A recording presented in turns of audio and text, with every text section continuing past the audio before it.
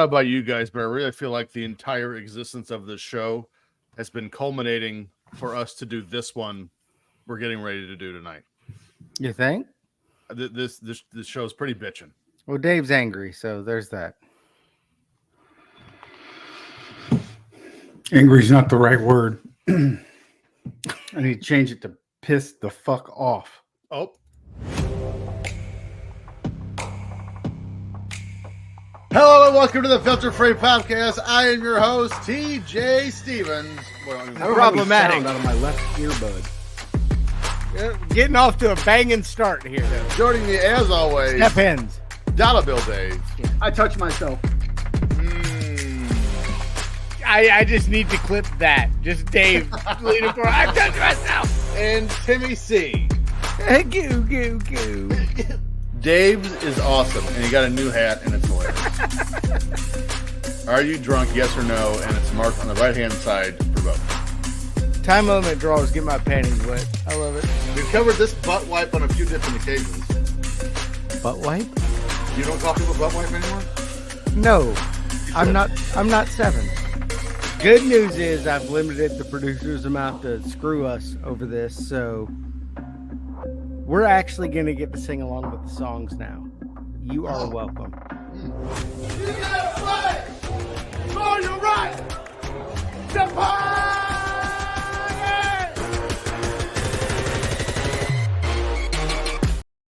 Pow! Hello and welcome to the Filter Free Podcast. I am your host, TJ Stevens. Step ends. Joining me as always, Dollar Bill Dave. Here. Timmy C. Who? Please remember to subscribe and rate this show wherever you get your podcasts. I'm just going to jump right into it because clearly I don't think we have anything else to discuss right now. While you're at it, follow the show on Twitter at FF Podcast. What are you talking about? On what? We don't have anything to discuss? No. What is that? That is my quarterback showing up slim shadied out. Why does he look Looks like Feminim. Actually, what? He looks like Bart Simpson as an adult. Well, we'll see on August 10th. Well, he probably won't play that game. That's a preseason game. He saves all his bullets for when the real games begin. So he can get hurt right and early in the season and not play anymore. Incorrect. Against Carolina. No, not going to happen. Which part? He's not going to get hurt against Carolina. He's going to have a healthy season. Bengals going to win the Super Bowl. Where did you come from? Where did you go? Where did you come from? Broken Knee Joe. Blah, blah, blah, blah, blah. That was the first season. Timmy C's here. I think we said that already. Follow the show on Twitter at FF Popcast, on Instagram at Filter Free Popcast. I have pizza sauce on my. Oh, that is a scratch. I'm bleeding. And follow the network on Twitter at Ram Sportsnet. Timmy, we have so much available at patreon.com/Ram Network, and there's so much more coming. I mean, we just discussed 3 new shows today. Correct. But if you go tonight to www.patreon.com/Ram Network, you will get all of our legends. Let's Rethink This got a new one coming. Football is getting paid with Tim and Dave. The season is getting ready to start. Training camp for the Bengals started yesterday. I'm excited. Does Tampa Bay even have a training camp, Dave? No, they're so good they don't do training camp. They just skip it. The Bears, they just they don't even play in the regular season. Yeah, they're not a team. We actually been demoted to the CFL. the Bears have been migrated to Canada. Got it. I love it. What's that word? And they do that in soccer in Europe. Relegation. Yes, we're relegated to the CFL. Not even the UFL. They got relegated to a different country. No, like you get out of North America. Well, technically it's still North America, but up yonder. Go up there. Up yonder. You will get Old School Evolution of Evil Wrestling with commercials, which we cut one a couple weeks ago, and it was fabulous. World class flashback. We've been pushing those out a lot. We have, and they are funny. Hard Times and Beyond. Era's the New Generation. Just put it in your mouth. An Audience with the Belt Pope. And I was there. Plus, you'll always get your standards TNA Top 10. 2 times a week now. They got their football show going and then their regular top 10. Talking Wrestling with Pine Water Dave for all of the independent wrestling you could ever want. Us and a ton of other content, which we have that coming. We do. A lot coming. I was going to say something just now, and I, for the life of me, can't remember what it was. It's all that blood loss. He got a heart on? I'm also confused. What am I losing? Oh, my hand. I got it. Oh. I got you. I'm with you. But you know what I am going to get a chub on for is this show. Are you all ready to do this? Because I am so ready. It is not funny. So ready. I'm so excited for this show because this week we're going back to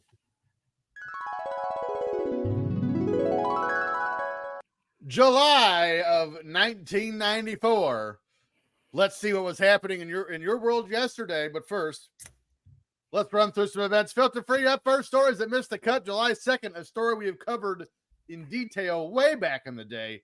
July 2nd, John Wayne Bobbitt and Christina Elliott are both arrested for domestic battery. His went from like a D battery to a AAA, from what I heard.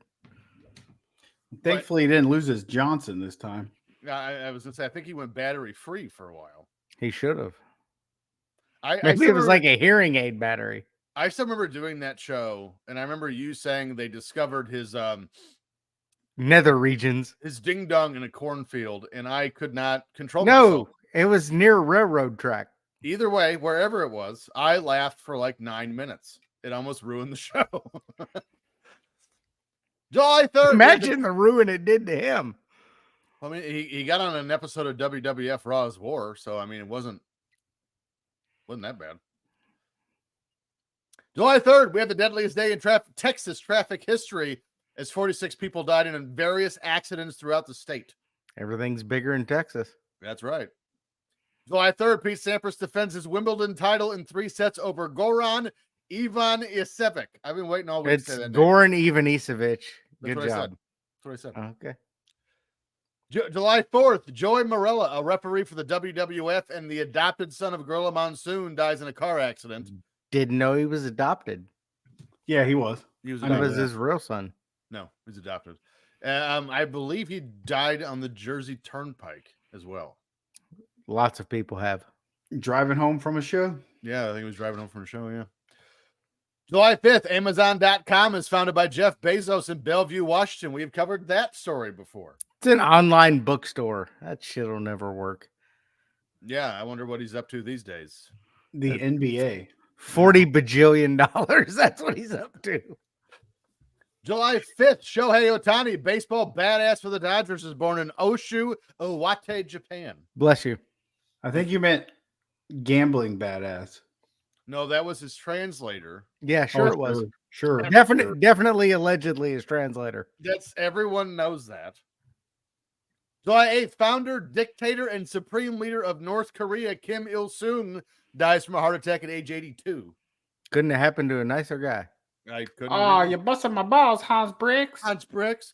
Why is everyone so fucking stupid? July 13th, Tanya Harding's ex-husband, Jeff Gillooly, is sentenced to 2 years in prison for the attack on Nancy Kerrigan. Of course, in the 4-year history of the show, we've covered that one too. 150 times, it seems like. Yeah, and it never gets old. July 14th, a gas explosion at a senior citizen home in Milan kills 27.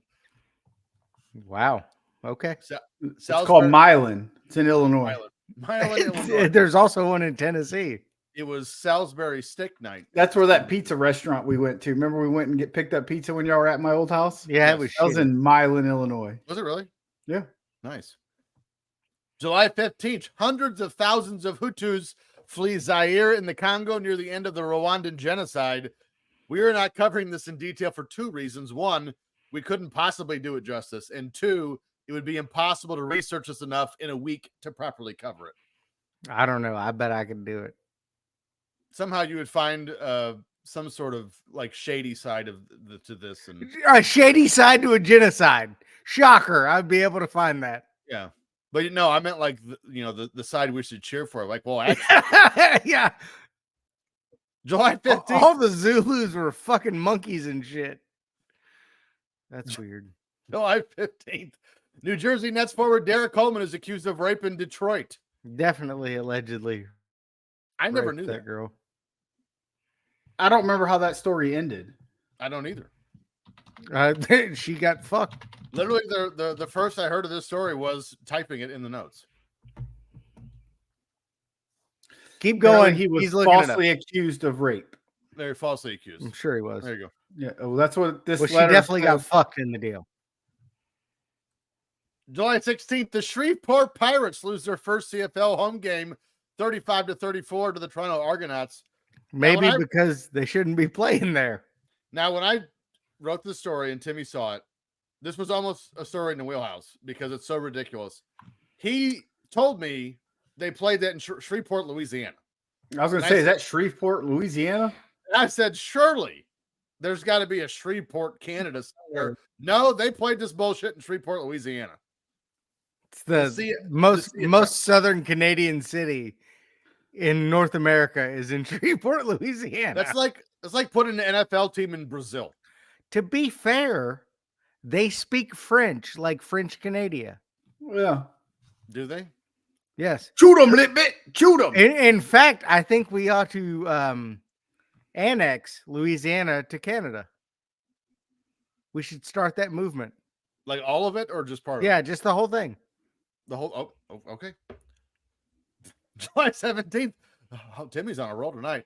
Hulk Hogan beats Ric Flair for the WCW World Heavyweight title at WCW Back at the Beach. Only a decade too late. Hulk Hogan's debut with the company. His first appearance. Well, they put him over good. So they sure did. July 18th. Seal releases Kiss from a Rose, which would go on to win Grammy Record and Grammy Song of the Year. I've been kissed by a roach on the bed. Ooh, baby, I compare you to a kiss by a rose on the grave. Ooh, the more I get of you, the stranger. He was actually just a huge fan of Golden Girls and B. Arthur. Trivia time. Already? What movie? Batman Forever. There you go. It was Batman Forever, yes. Alicia Silverstone. So I'll go one deeper. George Clooney was Batman. On this album, there was also wrong Batman. This was Val Kilmer. That's Val was Kilmer. it? But when did George Clooney do it? The next one. The next one in like 96. I thought that was Batman. That was Batman and Robin. You were talking about. So also on this album was a U2 song called "Kill Me." Hold me, thrill me, kiss me, kill me. Kill me. Love that song. That's on that album. Underrated. Yeah, underrated song. It was also one by the greatest group of all time, Run DMC. Bone Thugs and Harmony. Look into my eyes. Oh, I do remember that. Well done. Look into my eyes, you will see what you mean to me. Did you love that song? Did you I didn't even know it was Bone Thugs and Harmony. Did you just Bryan Adams this? What? From Three Musketeers? I annexed Bone Thugs and Harmony to Canadian. Bryan Adams, he crushed it. July 18th, Crayola releases scented crayons, confusing first graders for years on whether or not you're supposed to eat them. You're not? And it's just wax. It comes out. And adults apparently also. July 20th, after a busy month, which included a jury finding enough evidence to move forward with the trial against O.J. Simpson, this asshole offers a $500,000 reward to the person who provides evidence to find his wife's killer. I'd love to take him up on that offer. Oh, wait, he's dead. Fuck him. I would really like to just be like, here's a picture of you killing him. Can I get my money now? Hey, I found this jersey of yours on eBay. I win. July 22nd, Mets pitcher Dwight Gooden is admitted to the Betty Ford Clinic in California for substance abuse. We've covered that before. We've covered him before. I really included this next story because it's from our early days. And A, I thought we needed an update, and B, it just made me feel good to say it again. The final steel beam is placed on the Rock and Roll Hall of Fame in Cleveland. Jesus Christ. We covered the Rock and Roll Hall of Fame 18 out of the first 24 shows. I'm pretty sure we did a lot of Rock and Roll Hall of Fame stories. We did. Yeah. I feel like the first 20 episodes were all about this and Jacobs Field. To be fair, Cleveland sucks. So I'll be there next weekend. Congrats. I'll never go there. Okay. July 28th. Kenny Rogers throws the only perfect game in Texas Rangers history against the California Angels. Then he sang Islands in the Stream. Islands in the Stream. Thank you. That is what we are. No one ever between. How can we be wrong? Sail away with me to another place. And we rely on each other. From one lover to another. I really enjoyed this entire show so far. Has been throwbacks to like the first 15 episodes. Did I ever tell y'all about the time I got 100% singing Islands in the Stream on Nintendo Wii? Not ever tell you about the time you met Steven Tyler? Not since the other co-host was here. Since we're bringing it back shit from back then. Oh, bullshit, motherfucker. Speaking of, did you see that the Jericho Cruise announced their lineup this week? Yep, I saw that. It's fucking terrible. It is fucking terrible. Jerry Sags headlining. Jerry Sags. Yeah. Not the Nasty Boys. Nope, just Jerry Sags. Jerry Sags. Whoa. I was going to say Doink, and somehow that's worse. Yeah. Because at least it'd be like, Doink, mate, that's not even the real Doink. But then I get the real Jerry Sags. Okay, that's cool. Where's Brian? July 31st, Phil Rizzuto and Steve Carlton are headed to the Baseball Hall of Fame. It's Rarudo. It's Rizzuto. Rarudo? It's Rarudo. Rarudo. Those are Z's. Those are Z's. Stories in the Wheelhouse. July 5th, one of the most prolific albums of the 1990s and one that indeed became the soundtrack of the decade, Cracked Rear View by Hootie and the Blowfish is released. Now, as a giant Hootie fan as a kid, and even look at now, all those Grammys. Jesus. And that was just 1 year. That was one album. Hootie and the Blowfish is vastly underrated as far as their impact in the 90s, but I dare you, I implore you to find a rom-com show or movie that didn't at least play Hold My Hand at some point. While researching this album, I found it even more fascinating is that the band had an album before this one. It was an EP, actually, not an album. Okay, and it was called Coochie Pop. All one word. I did that too back in college. You told us about that too. Cracked Pop Review. That coochie, hey, pop that coochie, baby, pop, pop, pop. Cracked Review. Cracked Review actually had a slow start in '94, debuting at only number 127. However, it surged in '95, topping the charts 5 different times while selling over 7 million copies. Everyone our age remembers the phenomenon that was the album Crazy Sexy Cool by the Red Hot Chili Peppers. Do fucking what? No. All right, there was an album that was Crazy Sexy Cool. Yeah. That was TLC.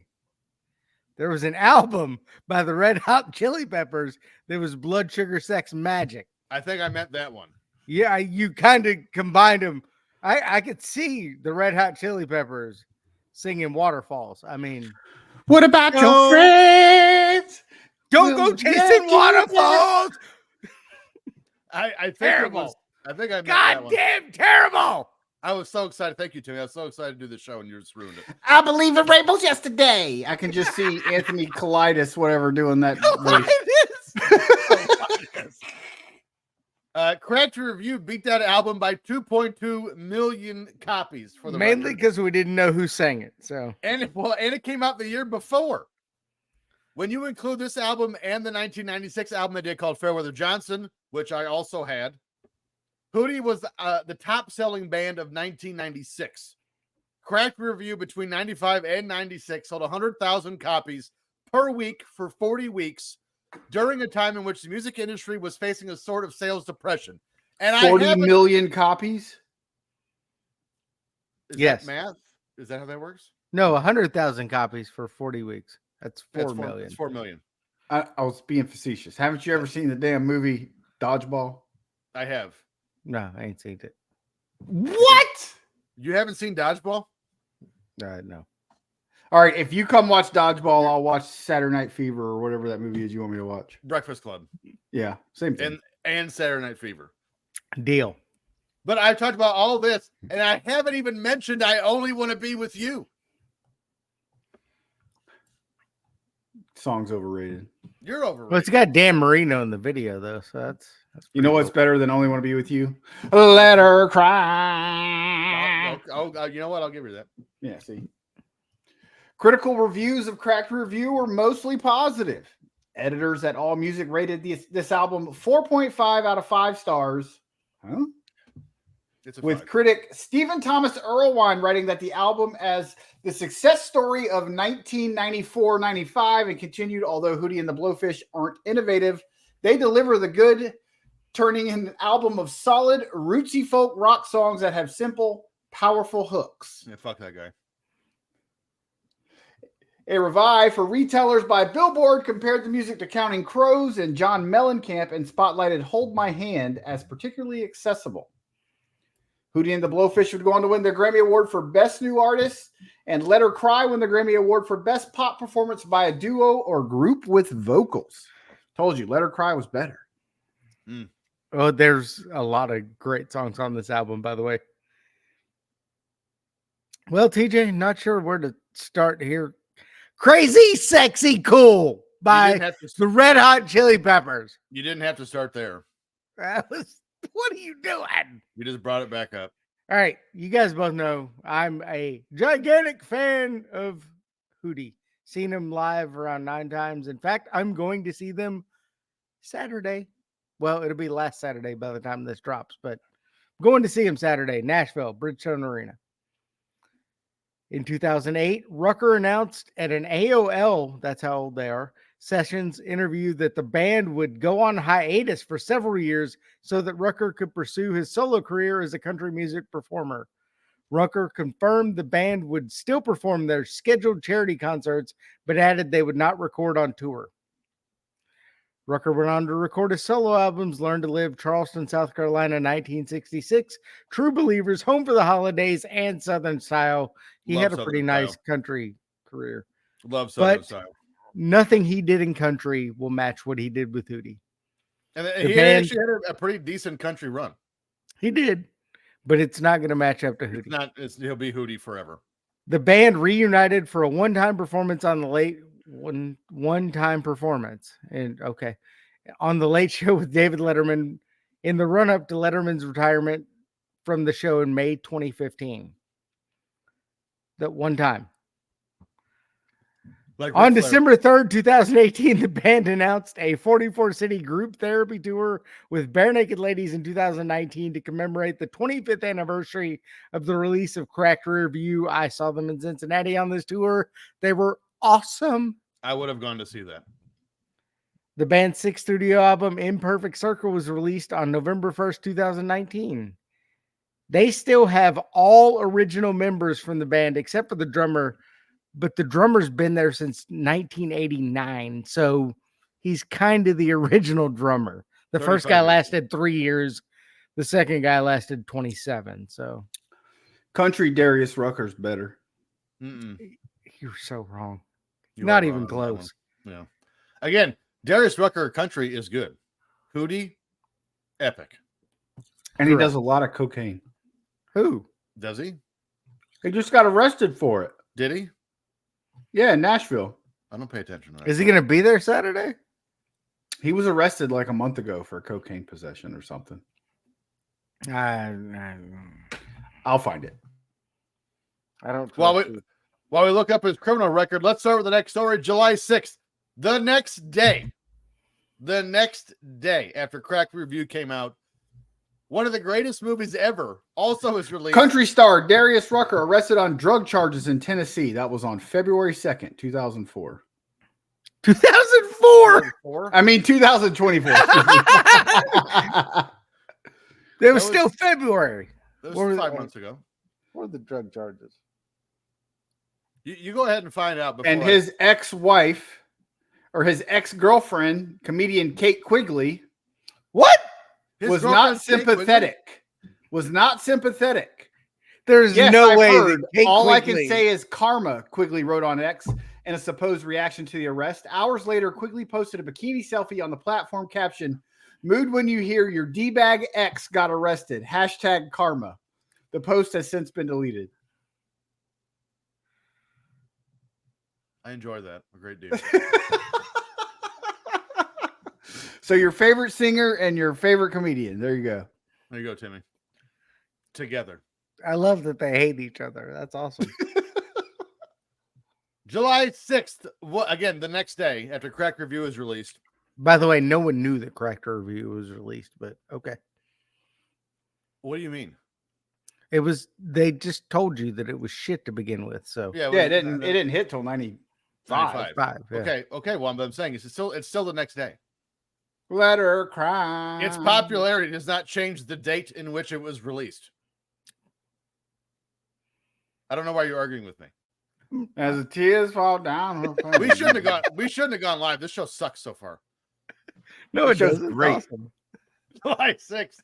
One of the greatest movies ever is released as the epic story of Forrest Gump is released. First of all, this story is 2 hours and 22 minutes long. And somehow it feels like it wasn't long enough. Second of all, keep in mind that in this movie, or in the show rather, that we were doing, we've mentioned Crack Review, Kiss from a Rose, and now Forrest Gump. July 94 is bitchin'. Yeah. And I mean, everyone you know, and indeed ever met, has seen this movie. Let's prove it. The film was directed by Robert Zemeckis and was based on the book by Winston Groom with the same name. That I did not know until I researched it. It stars Tom Hanks, Robin Wright, Gary Sinise, McKelty Williamson, and Sally Field. In 1981, at a bus stop, a man seemingly waiting for the bus recounts his life to people who sit with him on the bench. Some people even chose to miss their bus and wait for the next one to continue listening. For what appears to be hours, Forrest recounts his time as a child, his time in the Army during Vietnam, his time as a kick returner for the University of Alabama, and showing Lyndon B. Johnson his ass. The film was shot in Beaufort, South Carolina, as well as part of Virginia and North Carolina. This film was shot in a $55 million budget, which seems too high, and made an astounding $678.2 million, or as adjusted for inflation for today's money, $1.4 billion. This movie was so strong in the theaters for so long, it was the second highest grossing film of 95 after a reissue, finishing behind only The Lion King. At the time of release, the only two movies this trailed in total gross income ever was E.T. and Jurassic Park. Yeah, it was good. I think you may have missed one small fact. It was also in Savannah at one point because, well, we'll get to that. Tom Hanks signed on to this film after an hour and a half of reading the script, which, by the way, reading that script would take like 47 hours. Yeah. But agreed to take the role only on the condition the film was historically accurate, which, by the way, it was ridiculously historically accurate. It is, yeah. The actor who plays the scene when Tom Hanks visits Washington, D.C. after his tour of Vietnam War himself was an actual tourist from Atlanta, Georgia. He happened to be on Capitol Hill that day with his wife, and he was asked to read. Crazy. Literally the attention to detail. When Gump calls to report the Watergate burglary, the security guard answering the phone says, "Security, Frank Willis." He was the actual guard on duty during that night, and it was the person who discovered the break-in. Crazy. I feel like we might be covering that soon. The park bench that Tom Hanks sat on for much of the movie was located in historic Savannah, Georgia, at Chippewa Square. The fiberglass bench he sat on has since then been removed. He's a Chippewa. It has been removed and placed in a museum to avoid being destroyed by bad weather or possibly stolen, because people do that. The church where the feather first falls was about 100 yards just down the street from the bench. To this day, the bench is held in Savannah History Museum in Savannah, Georgia. Only reason I'd ever go to Savannah. Robin Wright. Awesome, dude. What are you talking about? Whatever. Savannah bananas. Well, no, but they're never there. They're always touring. Robin Wright was sick with a cold while shooting at the nightclub scene. In spite of this, she was still able to perform her own singing during a non-stop 24-hour shoot in which she was nearly nude except for a guitar covering her. She sharted. And while we're on her, let's talk about that whore that Jenny was. Hooer. She banged every disgusting dude up and down the eastern and western seaboard, but shut out Forrest until she needed to pay for rent. Mm-hmm. Then when she found out she had AIDS, she dropped his kid off conveniently. Gross. You mean his daddy's name Forrest too? Exactly. Jodie Foster, Nicole Kidman, and Demi Moore turned down the role of Jenny mainly because she was a bad person. I'd like to see Nicole Kidman do the Alabama accent. Yeah. Well, maybe. She's Australian. Maybe. Good day. Good day. Are you stupid or something, mate?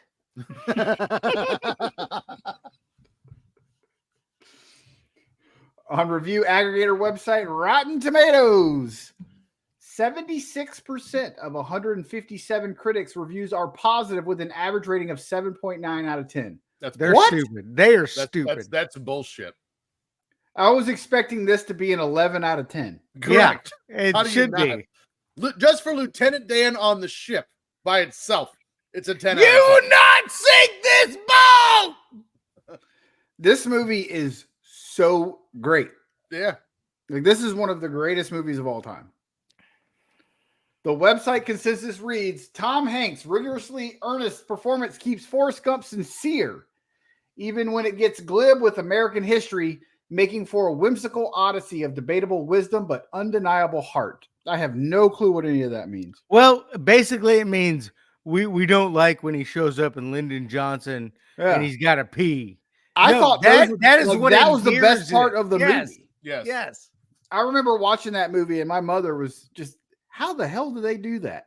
Yeah. All these historic times and they're going back and he's there drinking Dr. Pepper. And they're accurate. I must have drank me 16 Dr. Peppers. Audiences polled by CinemaScore gave the film a rare A+ grade. There you go. That. Nailed it. There you go. Roger Ebert of the Chicago Sun-Times wrote, I've never met anyone like Forrest Gump in a movie before. And for that matter, I've never seen a movie quite like Forrest Gump.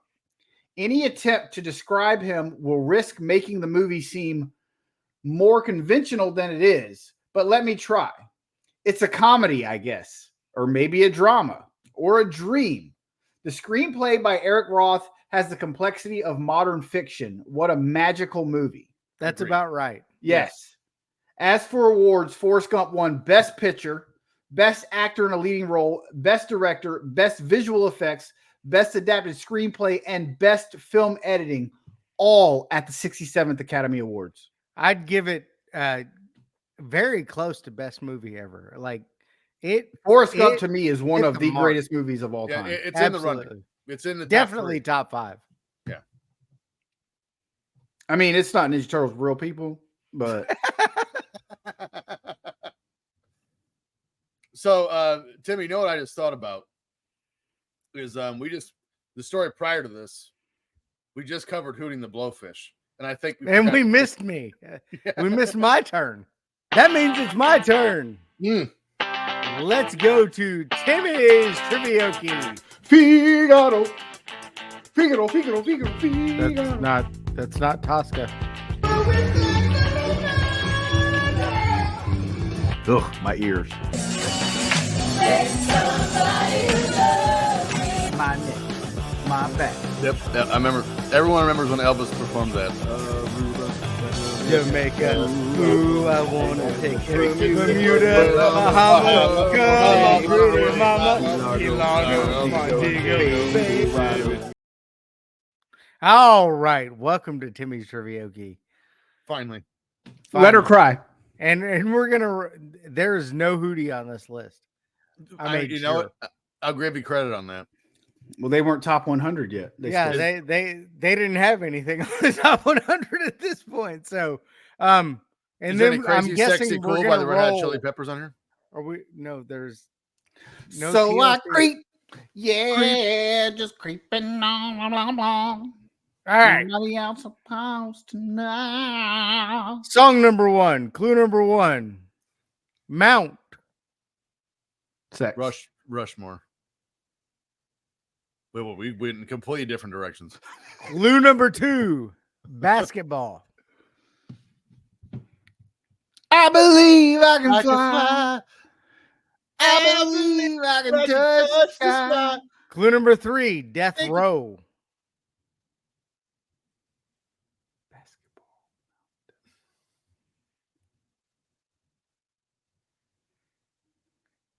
Clue number four. Above the Rim. Oh, Tupac. No, not Tupac. The other guy. Notorious Wasn't he in Big? Above the Rim? Wasn't Tupac in Above the Rim? Clue number five. Hit the east side.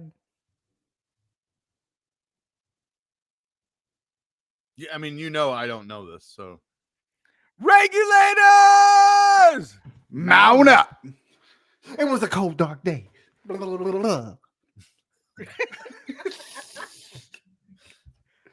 Yes. Regulate by Warren G and Nate Dogg. Wow, that was terrible. Yeah. Well, I again- don't remember that from that movie. Why are you surprised? It was a clear black night. A clear white moon. Warren G was on the street trying to pursue some girls from the east so I can get some whatever. All right. Song number two. Clue number one. Wrong. Clue number one. Hot chick with glasses. Anna Kournikova. I don't She think didn't she wear wore glasses. Glasses, yeah. Yeah. You don't know that? Maybe that bitch can't read good. I don't think glasses fixes that. She was like 7 in 1994. Anna Kournikova? Yes. I don't think that's right either. She may not have been born in 1994. Jewel. What if God was one of us? That's a great song. First off, Joel did not say off- what if God was one of us.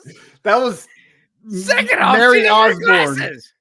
Mary Osborne, or whatever her name Clue is. number two, 9 stories. Tall building. It depends where you are. Clue number 3, apartment. Your clothes are awful. Yeah, this is shit. Shit. Clue number 4, Dweezil Zappa. Macaroni and cheese. What Dweezil Zappa? Clue number 5, I'm gonna punch you in your dick when say you go to bed at my house next. I only I only hear say what I what I want want to. to. I don't what even know is who that? sings that song. Come It's on, called- DJ.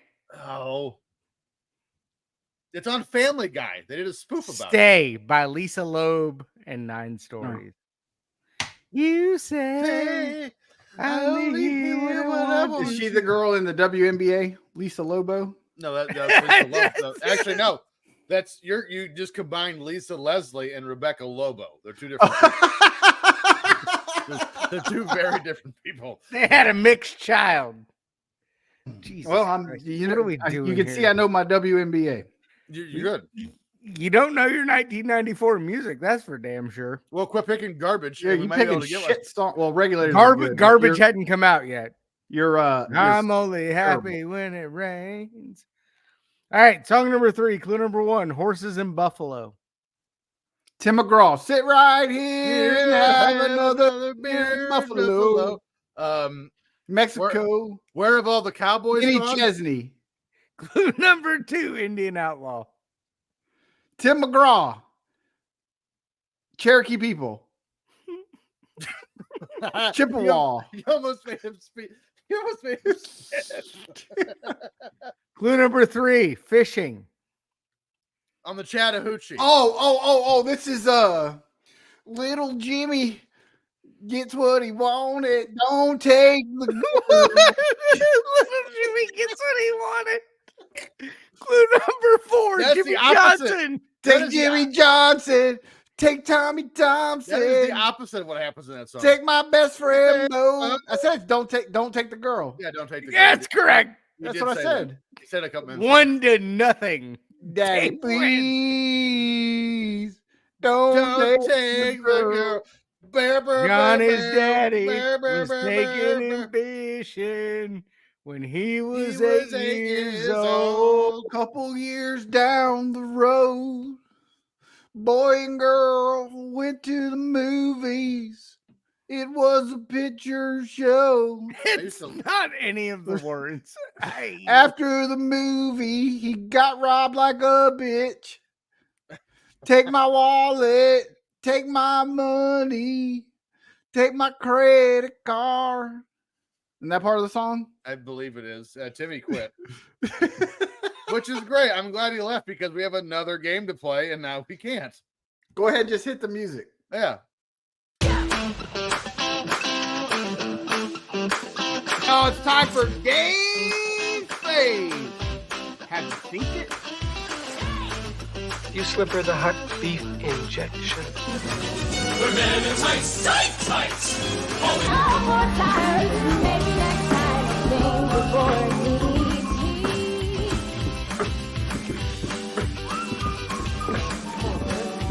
I got nothing, guys.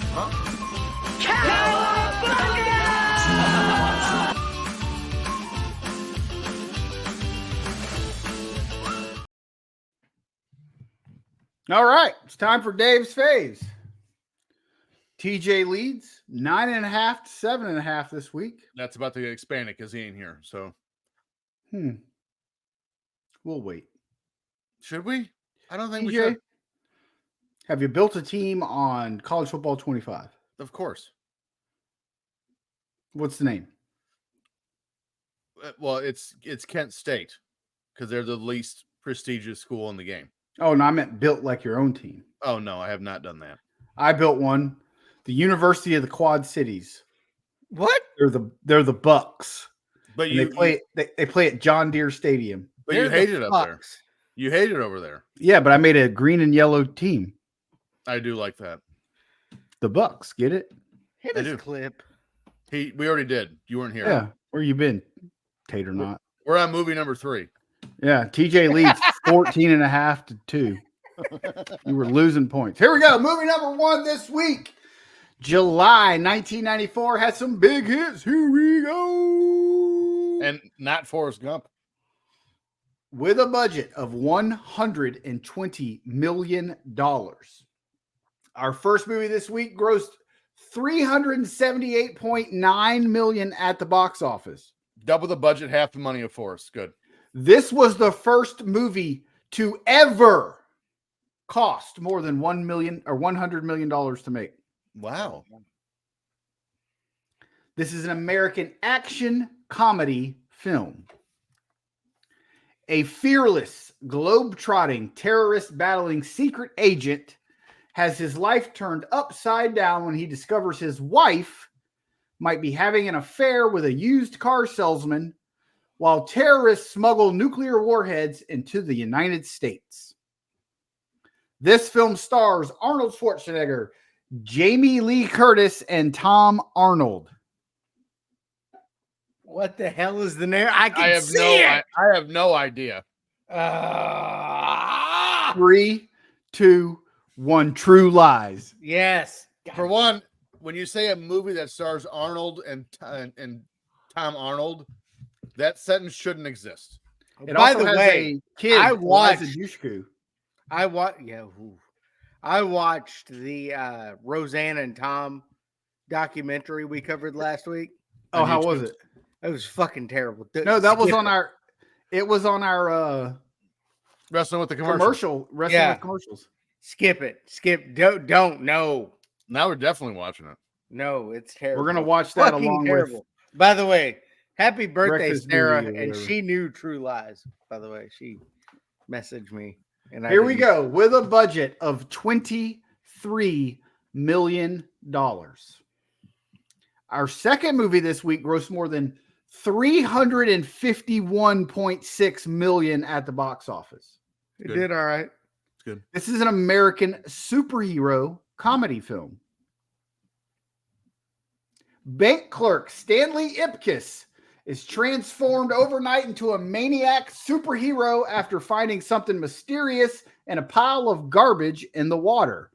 This film stars Jim Carrey and Cameron Diaz. I got this one. Yeah, I got this TJ Steppins. Liar, liar. No, it's idiot. it's Oh, That's the mask. one. Also, The Mask. both. All right, Timmy, you got to win these next two without TJ getting them, and they are hard. Just well, like me. The fourth one's hard as shit. Maybe you'll get the second one. Or the third one. Here we go. Movie number C with a budget of $20 million. Our third movie this week grossed a grand total of $12 million at the box office. Oof. This is an American sports comedy film. I've probably seen it. 12-year-old Billy Haywood is a Little League baseball player whose grandfather, Thomas Haywood, owns the Minnesota Twins. When Thomas dies, Billy learns that he is now the owner of the Twins. Thomas's will specifies that the team executives are to help Billy until he is old enough to run the team by himself. This film stars people I've never heard of: Luke Edwards, Timothy Busfield, and John Ashton. I've seen this movie. 5, 4, 3, 2, 1. What you got, TJ? I know it's wrong at the big leagues. I know it's wrong. Oh, Timmy C. Little Big League. Little Big League. There you go. Timmy C. We are 1 point away I should get a half a point for that. from a tie break. What? I got 66% of the words right. I'll give you 66 points. Thank you. All right, here we go. Our last movie of the week. It all comes down to this for a tie. It's a tough one. I'm in. On a budget of $40 million. Our fourth movie this week grossed a meager $48 million at the box office. And I saw this movie in the theater because my little brother wanted to go see it. It sucks balls.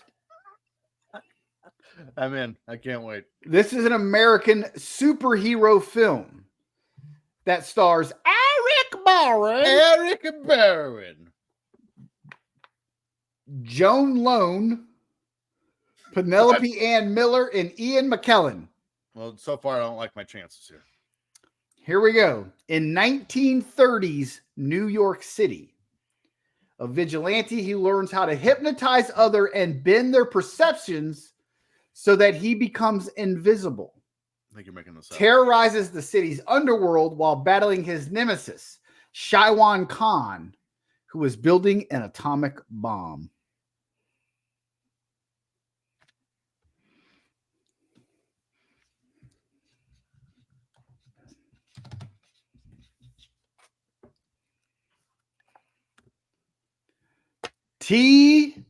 TJ, are you ready, Timmy?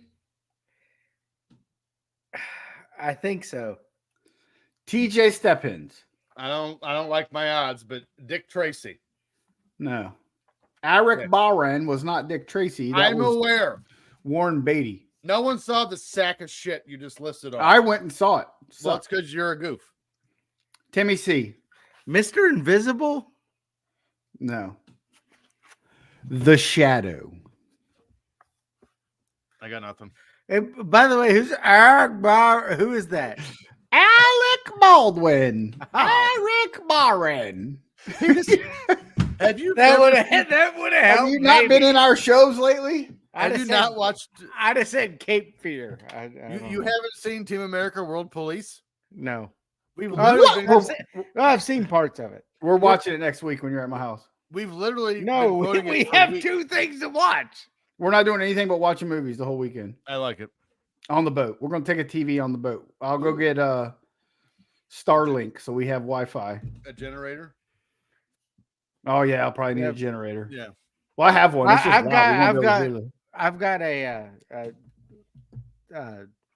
solar powered thing that would power it for at least 30 minutes.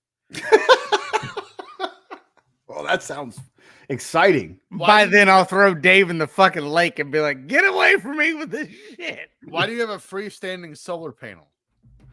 That last 12 Because minutes. it attaches to this. Is a it on your- camping? It's a camping thing. Is it on your roof right now? No, you set it out and it catches sun. Oh, well, You then not we'll know be how on the solar boat. power works? We'll be on the boat. We'll have power forever from the sun. Think This- smarter, not harder. This is stupid. We're moving on. July 12th. We head to Pittsburgh, Pennsylvania for the 65th edition of the Midsummer Classic with the AL and NL squaring off in the All Star Game. However, there was something looming over the head of baseball here as a whole that nearly killed the game. More on that here in a little bit. The All Star Game was a contentious game and loaded with some all-time greats. It was managed by Toronto's Cito Gaston and Philadelphia's Jim Fregosi. NBC had television broadcast rights and had Bob Costas, Joe Morgan, and Bob Euchre. How's that for a murderer's row? On the call with CBS. Just a bit outside. Just a bit outside. That's all we can manage. One goddamn hit. You Ah, say shit. You can't say that's my favorite line of that whole movie. It's Can't overrated. say shit on the air. You can't say It's goddamn. okay, on the radio. nobody's watching. Don't worry. No one's listening anyway. And CBS was on radio duties with John Rooney, Jerry Coleman, and Jeff Torborg. His son would go on to be the Kiss Demon in WCW. Yeah, and he would go on to manage the Florida Marlins. Yes, it's true. 59,568 people packed Three Rivers Stadium to watch Willie Stargell throughout the first pitch and then witness one of the greatest All-Star games ever. And this was, in fact, the first All-Star Game home run derby I can remember watching as a kid. Back in these days, there was no World Series home field advantage on the line, but the players actually still had professional pride. Here are the elected starting lineups for each team. For the American League, you had Pudge Rodriguez behind the plate, Frank Thomas. What? Dick Pill Hawkin, Frank Thank you. Thomas. Roberto Alomar, Wade Boggs. Okay, Cal Ripken Jr. Tampa Devil Rays legend. Kevin Costner, Stan. Cal Ripken. I thought you were going to say Kevin Costner's cuck. Same. Thing. Joe Carter, Ken Griffey Jr., and Kirby Puckett. Fat ass Kirby Puckett. Thank you. For the National League, Blind ass Kirby Puckett. That's rude. For the NL, behind the plate, Mike Pizza. Mike Pizza, baby. At first base, Greg Jeffries. How's that That's for a weird. name from the past? Mariano Duncan. Cincinnati Matt Reds Williams. legend Mariano Duncan. Shut up. Matt Williams, Ozzie Smith in his 13th All-Star game, Barry Bonds, Lenny Dykstra, and David Justice. For Have we ever talked about Lenny Dykstra? That'd be a good story. Not a deep dive. just Cocaine. his bullshit life story from the 86 Mets. For the record, every AL elected position player is in the Hall of Fame except Joe Carter, who we could probably argue should be in. He should, for sure. Maybe if Frank Thomas gets Joe Carter some dick pills, he'll get in the Hall of Fame. Why? Frank Thomas got there. Why wouldn't he? I think he did it sans dick pills, though. Think you need those dick pills to get in. Okay. Well, the NL had 9 players in the Hall of Fame, while the AL had 11. 20 Hall of Famers were in this All-Star game. It's a good team. All right. This is my favorite All-Star game of all time. Absolutely. What? All time. Going into the 9th inning, the American League led 7-5, and time appeared to be running out for the National League. Enter Tampa Bay Devil Rays legend Fred McGriff, Chicago Cubs legend Fred McGriff. the crime dog. With Craig Biggio on first and the National League down to their last out, McGriff was brought in to pinch hit and was the game-tying run. Veteran closer Lee Smith threw McGriff a splitter, and the crime dog hit that sucker to the moon, tying the game, which would eventually see the National League win in the 10th inning, thus becoming the game MVP. I remember watching this live and going crazy. At the time, McGriff was on my then favorite team, the Atlanta Braves, and it was so fun watching one of your heroes win an award for the All Star Game for a one-bat performance. Imagine having a team so stacked. Fred McGriff's on your bench.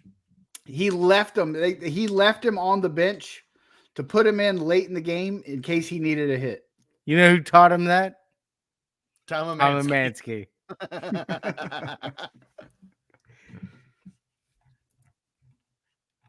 The game on July 12th, 1994 at Three River Stadium in Pittsburgh, the home of the Pittsburgh Pirates. They're trash, by the way. I think I said that.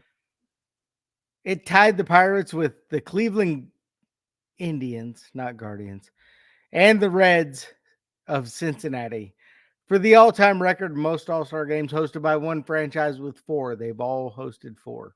Has Cleveland hosted one since they became the Guardians? I don't know the answer to that. No, they became the Guardians last season. No, or 2 seasons ago. Yeah. No, they've not. The Reds had 2 legends on this team, Jose Rio and Barry Larkin, 1 year before he would be the MVP. The weirdest thing I found about this All-Star game was that Will Clark was on the All-Star roster as a Ranger of Texas. I forgot he played for them. I thought he retired a Giant. Why did he continue his career? Terrible. I wonder what his 94 season looked like. I guess it was okay because he was an All-Star. We should look into that. We should. But today, I'm the greatest of all time. Ferdinand Waugh. McCurdy with a great left. Here it is. H. Pressure with 3. Wentz is going to run the ball. Makes a guy miss. Comes down there. Over the second rafter. Off the floor. Nothing but net. Through the window. Off the wall. Nothing but net. You like that? You like that? I like that. You gotta like that, right?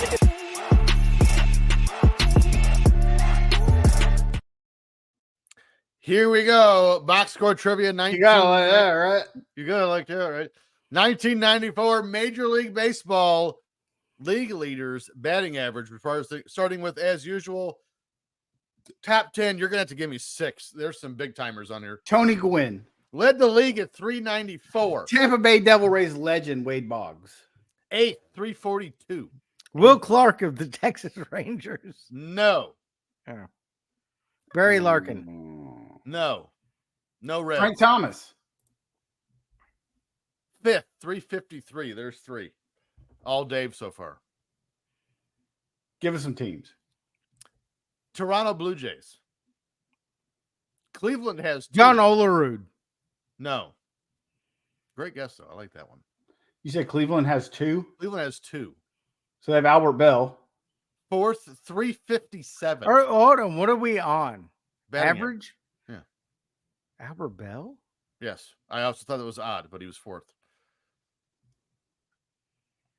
Kirby Cleveland. Puckett.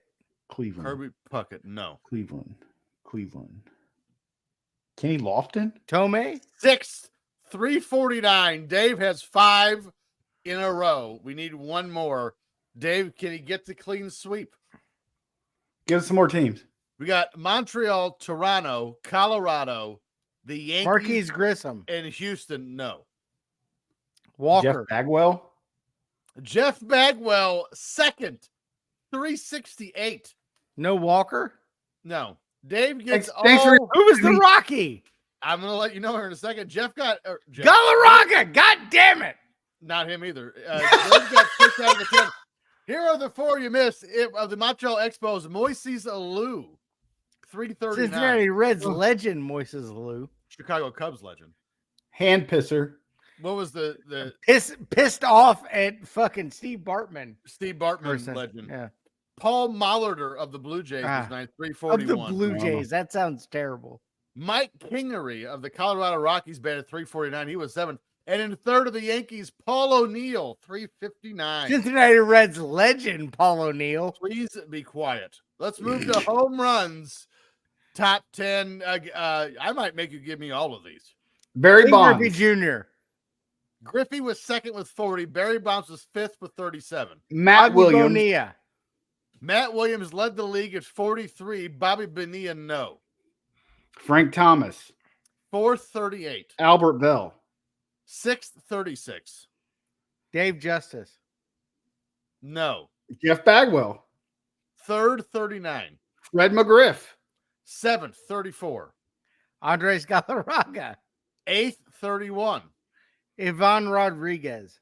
No. How many more we need? Mike Pizza. So, of the ones you have left, you only have 2.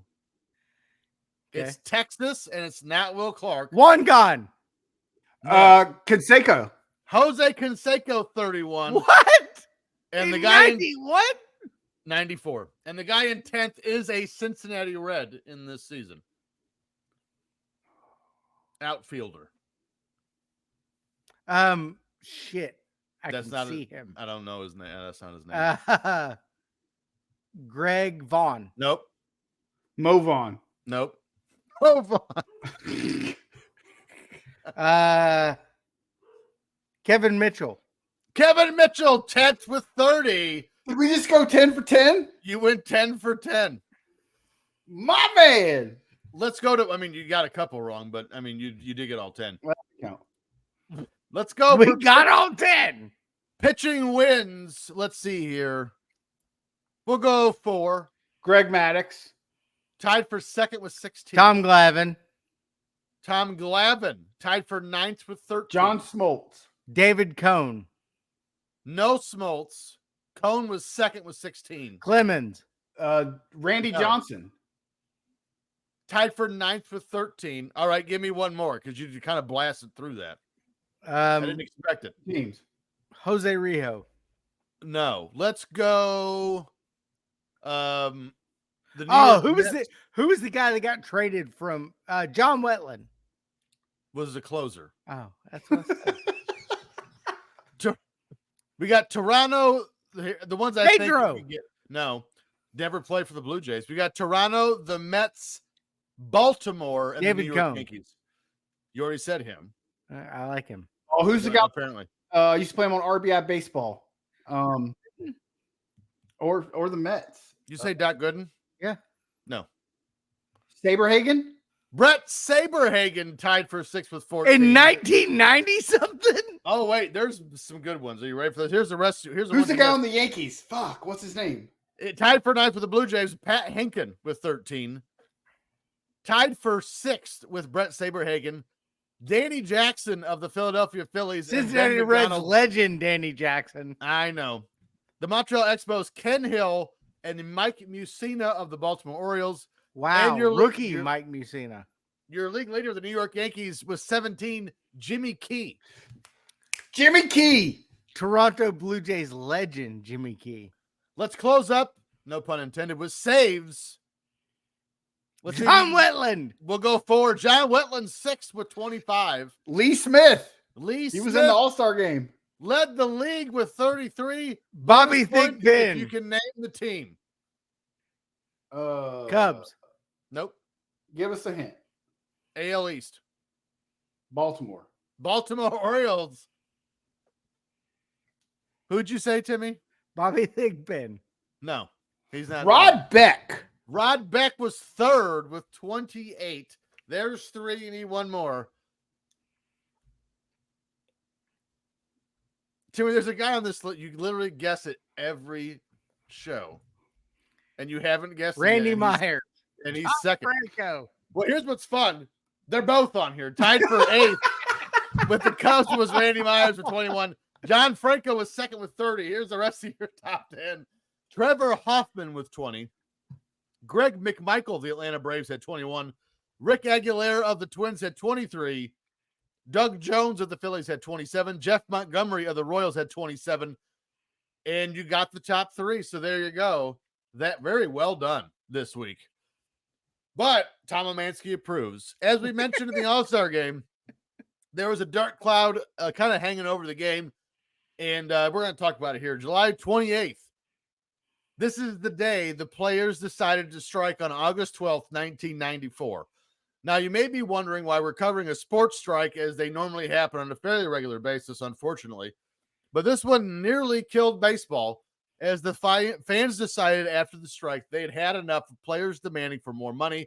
And this strike is more than partially responsible for the death of a franchise in the form of the Montreal Expos.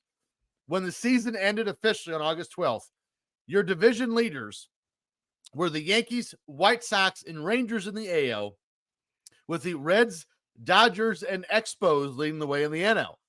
The only two teams in the league that won 70 games were the Expos and the Yankees, and the Expos had won 74 games, while the Yankees had won 70. After becoming a team in the 1968 season, the Expos had some moderate success here and there, but this seemed to be the Expos' year to break through. Their lineup for opening day was Moises Alou, Sean Berry, Will Cordero, Darren Fletcher, Cliff Floyd, Marquise Grissom, Mike Lansing, Larry Walker, and Pedro Martinez.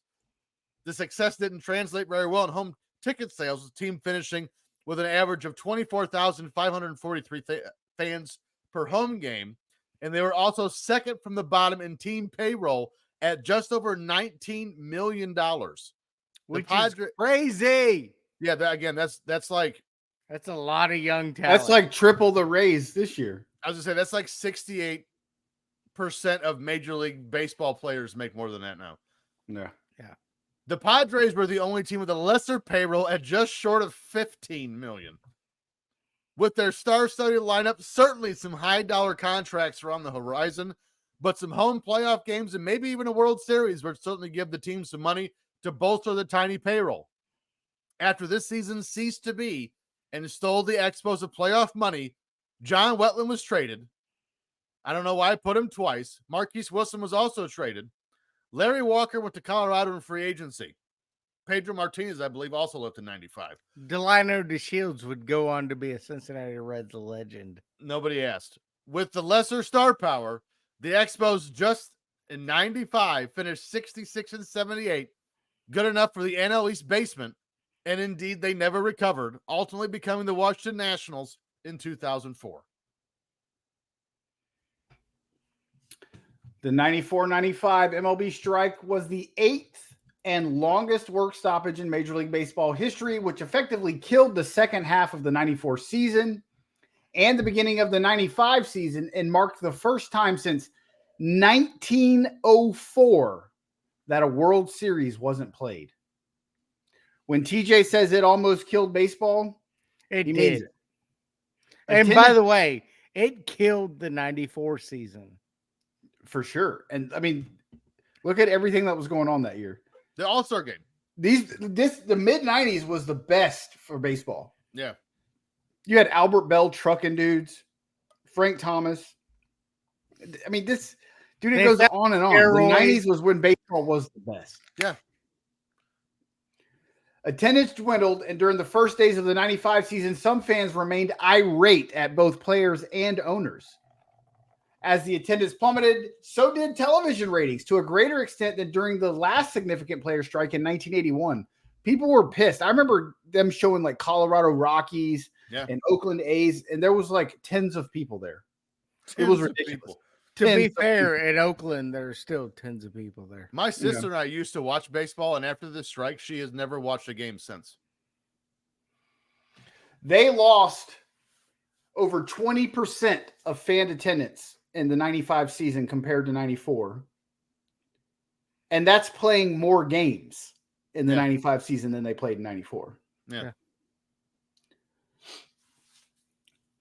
A few of the fans who did show up demonstrated their frustration and booed the players. The strike was seen as the worst work stoppage in sports history, leaving the game in crisis, and some fans shaken and angry. Among the major examples of fan protests 3 men wearing T-shirts emblazoned with greed leaped onto the field at Shea Stadium to a standing ovation and tossed $160 in $1 bills at players' feet before being restrained by security, who were loudly booed as the men were escorted from the field. Wow. In Cincinnati, one fan paid for a plane to fly over Riverfront Stadium that carried a banner reading, "Owners and players, go to hell with all of you." To be fair, we had Marge shot at that point. That was, I mean, she should have went to hell a long time ago. That's a double whammy for Cincinnati. Yeah. Fans in Pittsburgh disrupted the opening day game between the Montreal Expos and the Pirates by throwing various objects on the field, causing a 17-minute delay before being warned that the game would be declared a forfeit to the Expos. However, they continued to boo afterwards. I actually they were going to make Pittsburgh forfeit the game. I remember that.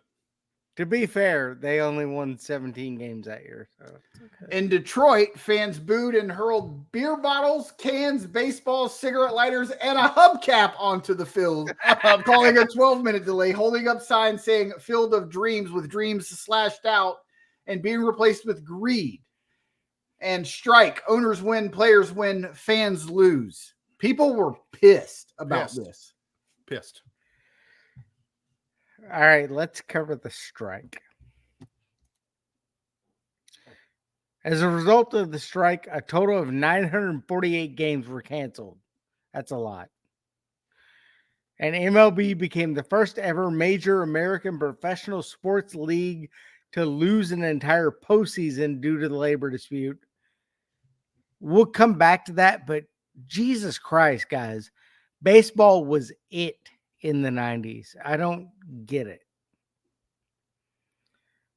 The second cancellation was the NHL in 2005. Their Stanley Cup got canceled as a result of the entire 2004-2005 season being canceled. Coincidentally, the NHL also experienced a labor dispute of their own in 1994. Crazy. Can we just cancel NHL altogether? No. More people watch it. Yeah, more people watch it than you think. Well, they don't watch baseball because of this. Only Canadians. In Shreveport. In Shreveport, Louisiana. So let's run down this ignorant shit. On December 31st, 1993, Major League Baseball's collective bargaining agreement ran out with no new agreement yet signed. On January 18th, 1994, the owners approved a new revenue sharing plan keyed to a salary cap, which, by the way, that's where this got ugly, which required the players' approval. Not likely, because they didn't want that. Which, why would you? As negotiations continued to heat up, the owners decided to withhold $7.8 million they were required to pay per previous agreement into players' pension and benefit plans. You want to piss them off? Go to their old people. Mm-hmm. Yeah. Oh. The final straw came on June 23rd when the Senate Judiciary Committee failed to approve an antitrust legislation by a vote of 10-7. According to Donald Fear, the players guy at the time, the action left players with little choice but to strike. We felt in 94 we were pushed to it, he said. I still think it's a justified conclusion. I think you meant president of the Players Union. Yeah. The players guy. Yeah. On August 31st, 3.5 hours of negotiations with federal mediators produced no progress in the strike, and no further talks were scheduled as the strike went into its fourth week. According to then acting Commissioner Bud Selig, September 9th was the tentative deadline for canceling the rest of the season if no agreement was reached between the owners and the players. By the way, at this point, the owners and the players were not close. No, not even. The rest of the season, including the World Series, was canceled by Bud Selig September 14th. After the deadline passed with no compromises, the use of replacement players for spring training and regular season games was approved by baseball's executive council January 13th. That seems like a very bad idea. And it was. Replacement players created major issues for two American League teams. The Toronto Blue Jays could not play games with replacement players or umpires in Ontario due to labor code amendments passed by the Ontario NDP. I don't know what that means. It's Canadian. That prohibited replacement workers. FYI, Canada loves their unions and they will not go against any of them. Mm-hmm. I'm in one, but I'm not in Canada. The Baltimore Orioles. Mm-hmm. That's weird. The Baltimore Orioles, owned by prominent union lawyer Peter Angelos, announced they would also not be using replacement players. On March 20th, Angelos Orioles canceled the remainder of their spring training games. The next day, the Maryland House of Delegates approved legislation to bar teams playing in Camden Yards from using replacement players. That also big thing. On March 28, 1995, the players voted to return to work if the U.S. District Court supported the National Labor Relations Board's unfair labor practices complaint against the owners. Unfair labor practices. Sorry, it's getting breathy. Tim's getting very gassy. On April 2nd, 1995, the day before the season was scheduled to start with the replacement players, which have been very problematic. The strike came to an official end at 232 days.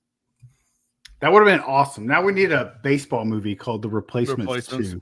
With Keanu Reeves. Yeah. Yes. Except now at his age, he'd be like a first base coach. No. But even the umpires were out. So the umpires didn't even start the season. They were on strike as well. Sparky Anderson demoted himself so that he didn't have to manage the major league team. He said he wouldn't manage replacement players. And so I believe they sent Cito Gaston, who was the Blue Jays manager, to the minor leagues so he could actually work and draw a check. So if you pay attention earlier, I put up a banner because we were kind of shit on the 95 Pirates. Timmy said they won 12 games. They actually won 58. But if you do the math, they went 58-86. That's only 144 games. So they still missed 18 games in 95. Yeah, they didn't start till May 2nd. Yeah, right. Every team played 144 game schedule in 95. And again, I don't think unless you were an avid baseball fan here in 94, 95, 96, again, until the steroid surge in 97, I don't think people realize, I mean, at 95, 96, baseball was on its last leg. By the way, the Reds were leading their division in 1994 when it got canceled. I'm going to assume they would have won the World Series. I'm going to hang that one in our house.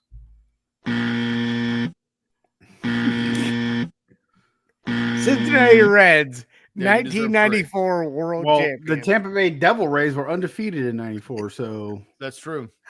There's also not a team. I've actually read more books about this 94 strike than I probably should have and watched some documentaries and stuff on it. Pretty much every baseball expert they asked and all those, they're like, it was going to be the Expos. Yeah, because the Expos were 4 games up on the Yankees. On the Yankees for best record. Yeah, I mean, that team was stacked. Mm-hmm. I remember I just watched the like, what do you call it when all the players from the All Star team like line up on the foul lines to do the national anthem, the pregame. There was introductions. There was like 7 Expos on that team. Yeah. It was absurd. Like everyone says this was the Expos year, and this was also the year that killed the Expos. Well, to They be get rid fair, of they after us. still couldn't draw shit. So who cares? I went to the games. That's what was so funny when Tampa Bay Rays owner wanted to do half a season in Tampa and half a season in Montreal. I remember that. Yeah. Dude, nobody went to the games in Montreal, you idiot. Why the hell would you put another baseball team there? Well, in Tampa and Montreal, I mean, other than the obvious differences, but I just mean as a franchise between the Expos and the Rays is different because they debuted in 68. And between 68 and here in 94, the Expos had only made the playoffs like 5 times. They were mostly trash. I bet you had they made the playoffs and had they gone to the World Series, they would have packed Olympic Stadium. Well, they would have for that. But I mean, nobody goes to Toronto till they're good and in the playoffs, and all of a sudden it's sold out. There ain't nobody ever at those games either. I think a couple of years ago, Toronto played some exhibition games in Montreal, and I think they sold out. I, for one, think most baseball stadiums are too big. Yes, I also agree with that. Baseball stadiums need to be built for about 25,000. Yeah. Ain't no one coming to watch a baseball game on Wednesday afternoon in July. Unless you're New York Yankees or LA Dodgers or Boston Red Sox. I mean, I guess the Cubs and the Cardinals. But the Cubs are already built for 30,000. Yeah, but I mean, most of these teams, like even Tampa Bay, they're getting ready to build a new stadium. It's only going to be like a 27,000 seater. They don't need they don't need 50,000 seat stadiums. It's stupid. I mean, you can still watch baseball games to this day, and most of them, dude, they're more than half empty. Yeah. Do the A's need to be playing in a 68,000 seat Coliseum? No, they only get 1,000 people at the games. Yeah, but what's their average attendance? Like 5,000 people. I mean, granted, that's different because they know they're moving and they're also so they have that going for them too. But like, you know, the historic teams, the Tigers can't draw flies to shit. The White Sox, they have a beautiful stadium, a gorgeous stadium. The White Sox the same way, but granted, they're also dog shit right now. It's like Miami; they get like 9,000. But Miami has never been a good sports town. No, and that's for everything. The Dolphins don't sell out. The Heat Nobody goes to the Hurricanes game unless Florida State's in town. You know why? Nobody goes to the Heat. They be having Heat games in the playoffs, and there's still seats available. You know why? Because there's better shit to do. There's better shit to do in Miami. Yeah, like cocaine. Yeah, or beaches and fun. Vice, Miami Vice.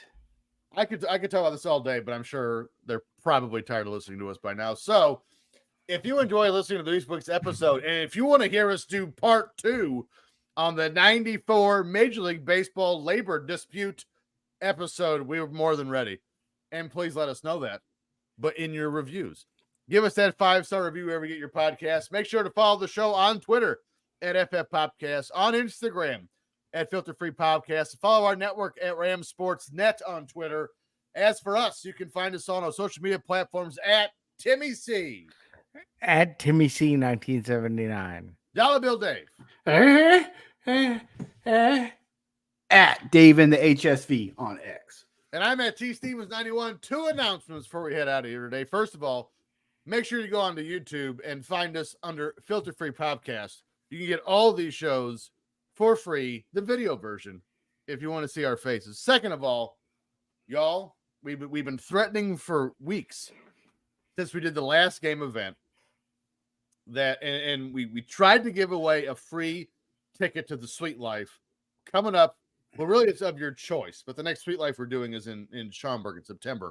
No, we're not. We're not doing that anymore. No, I think it's going to be Rumble. Indianapolis Rumble. I need to start going to the meetings. That's better for me, actually. But actually, it's not. Schaumburg's closer. Anyway, again, TBD, to be determined. But we failed on the first one. We had one guy make it to the final round. He didn't make it. And we've been telling you we're going to do another one and give you the chance to win a ticket to the next Sweet Life we do, or the one of your choosing. And y'all, I think we're here. I think we're ready. Coming up on this in August. In August, we are doing the game event with the hostess with the mostest, Mr. Efren. And we're doing the pyramid game. And we're changing the rules this time. Okay. Because we are obviously the smartest, the prettiest. We are the smartest, the protest. Exactly. No, I don't think so. But so we're going to play the game with us and one more member To be determined. of the Ram Network. And we're playing Pyramid. For you. Yeah, it's my game. If we win, and I mean, we're going to win, but if we win, one of our Patreon members, patreon.com/Ram Network, will be getting a free ticket. By the way, it's random. We'll be getting a free ticket. No, to we the next choose Sweet it. Life. The person who wins? Yep.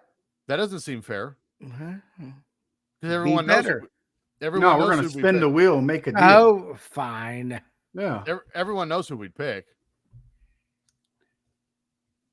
Me. Anyway, yes, it'd be us.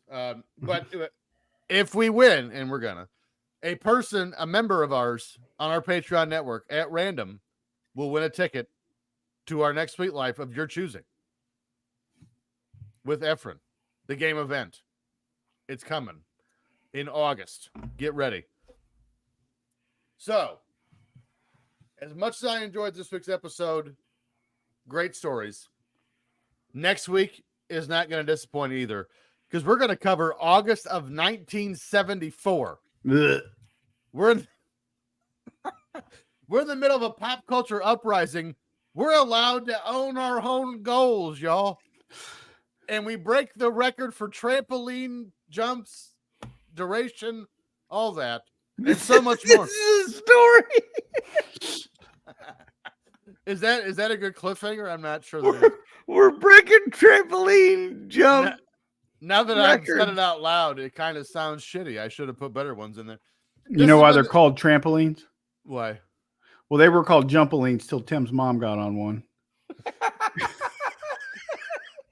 Joke of the week. Hey!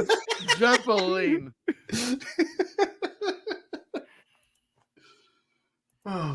Bye, y'all.